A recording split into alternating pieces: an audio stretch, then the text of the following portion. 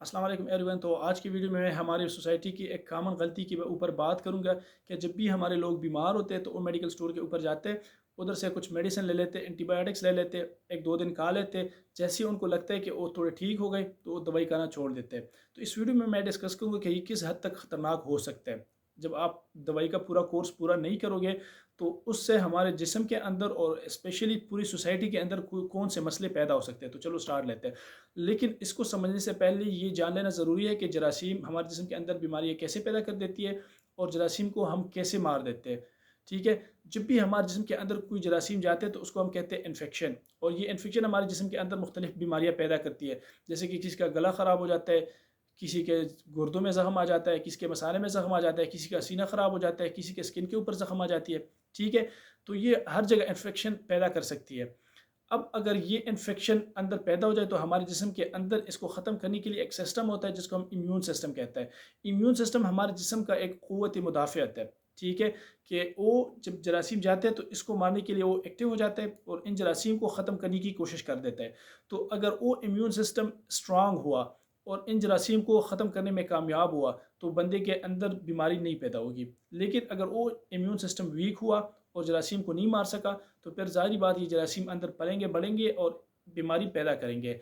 लिहाजा जब immune system नाकाम होता है तो फिर हम इस जरासीम को ख़त्म करने के लिए बाहर से कुछ मेडिसिन देते हैं जिनको हम एंटीबायोटिक्स कहते हैं। और वो एंटीबायोटिक्स जब हम देते हैं तो इसकी एक प्रॉपर डोज भी होती है कि कितनी मिलीग्राम में आपने लेना है। ठीक है। एक प्रॉपर ड्यूरेशन भी होता है कि आपने दिन में कितनी दफ़ा लेना है और कितने दिनों तक लेना है। ठीक है। और एक तरीक़ाकार भी होता है कि आपने कब लेना है, मतलब खाने से पहले लेना है, खाने के बाद लेना है, क्योंकि इसके साथ इसकी एब्जॉर्प्शन इफेक्ट हो जाती है। ठीक है।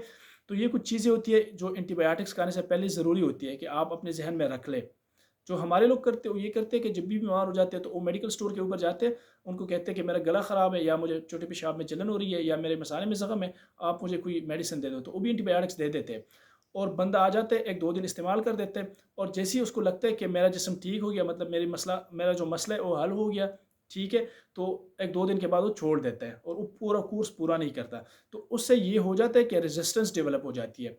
रेजिस्टेंस का मतलब ये है कि वो जरासीम जो दवाई की वजह से कमज़ोर हो गए वो दोबारा से स्ट्रांग होने लगते हैं।